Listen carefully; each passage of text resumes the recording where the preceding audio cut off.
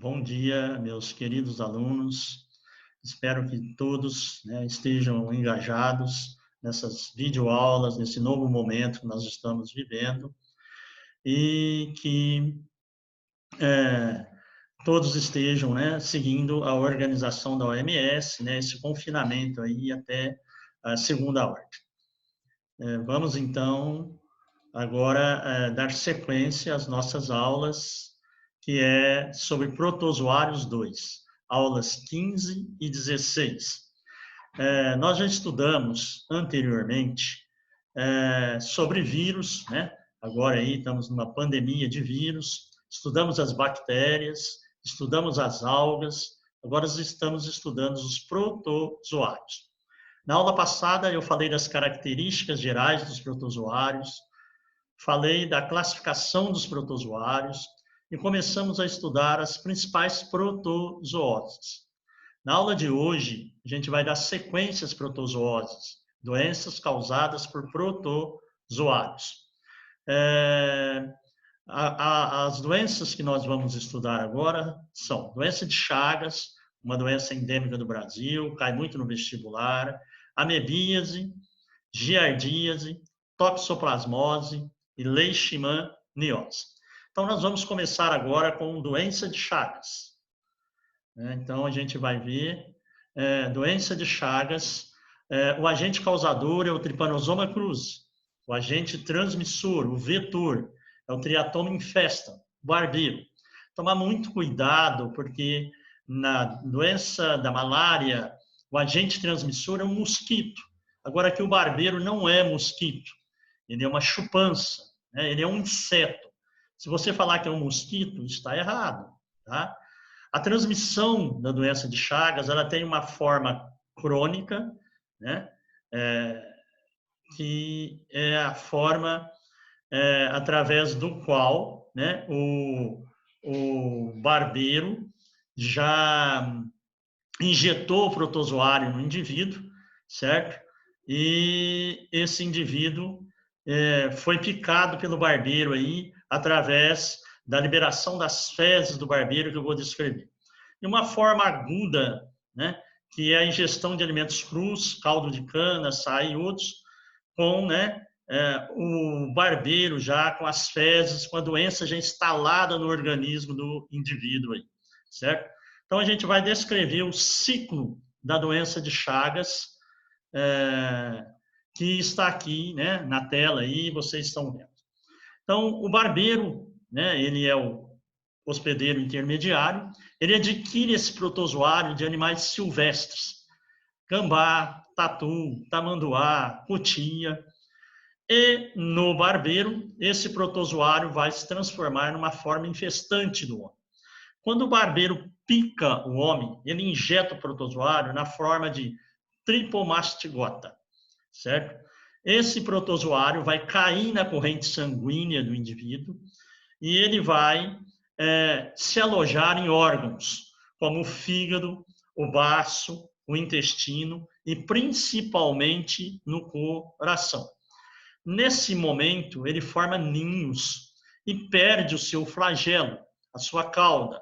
Na aula passada, nós falamos que o Trypanosoma cruzi é um protozoário flagelado, que se locomove pelo batimento de flagelo. Bom, aí ele forma esses ninhos, perdeu a sua cauda. Depois ele volta novamente para a corrente sanguínea, nesse momento dos ninhos, ele recebe a nomenclatura de amastigota, volta novamente para a corrente sanguínea como trimastigota. Na corrente sanguínea, agora, do indivíduo, circulando novamente essa forma de protozoário, se o barbeiro suga o sangue desse indivíduo, ele vai para o intestino do barbeiro e se transforma em epimastigotas. Ocorre uma reprodução assexuada por divisão longitudinal, certo? Aí o que vai acontecer? Ele vai voltar novamente em a sua forma denominada de infestante, que é o tripomastigota. Esse barbeiro, sugando o sangue de outro indivíduo, ele vai novamente fazer o quê? Aqui que a gente precisa ficar bem ciente. Não é ao sugar o sangue que o indivíduo adquire o barbeiro, como no caso da malária. Quando o barbeiro suga o sangue do indivíduo, concomitantemente ele defeca. E é nas fezes do barbeiro que nós vamos encontrar quem? Encontrar o protozoário causador da doença de Chagas. Então, portanto, é as fezes e não a picada do barbeiro, né, que faz com que isso aconteça. Esse, como eu já falei para vocês, é um histoparasita, certo? É uma doença endêmica do Brasil. A gente vai falar aqui agora o que? Quais são as principais profilaxias para essa doença, tá? As principais profilaxias seria uso de inseticida, né? Uso de telas em portas e janelas, tá? Não deixar entulhos amontoados perto de casas, né? Porque o barbeiro esconde durante o dia e sai à noite à procura de sangue, é um animal hematófago, tá? E também, né, uma outra profilaxia que vem nos livros aí, é você substituir as casas de pau a pique por casas de madeira. Uma profilaxia até um pouco utópica, né? Que o indivíduo mora lá no sítio, lá nas terrinhas que está lá, e ele mora numa casa de pau a pique. O que é uma casa de pau a pique? Aquelas casas que as paredes de barro, né? Que foram cobertas com uma estrutura de sapé, então tem várias aberturas ali, onde o barbeiro esconde durante o dia e sai à noite à procura de sangue. Nos grandes centros urbanos, né, tem que tomar muito cuidado nos bancos de sangue não credenciado. É uma outra forma de transmissão da doença. E também nós temos que tomar cuidado com o caldo de cana, né, a garapa, porque a cana, o caldo ele racha e o barbeiro esconde ali. Quando o sozé passa na moenda, né, ele vai poder estar vindo esse protozoário no caldo ali. E também o açaí, tomar muito cuidado também, né, ao comer açaí. E os sintomas, né, sintomas da doença. Sintomas da doença seria cardiomegalia, aumento do coração, certo? Taquicardia, aumento dos batimentos cardíacos. Mialgia, né? O coração ele é constituído pelas miocárdios, certo? Então, as fibras do miocárdio. Então, ela tem um aumento da espessura da fibra do miocárdio, fazendo, então, aí também, né, problemas do coração aí, né? A Cissa fala para vocês muito aí, né? Você mora no meu miocárdio, né? Agora, essas pessoas que estão no miocárdio da Cissa agora, né, devem estar fazendo hangout, né? Já que não pode se comunicar uma com as outras aí diretamente, né?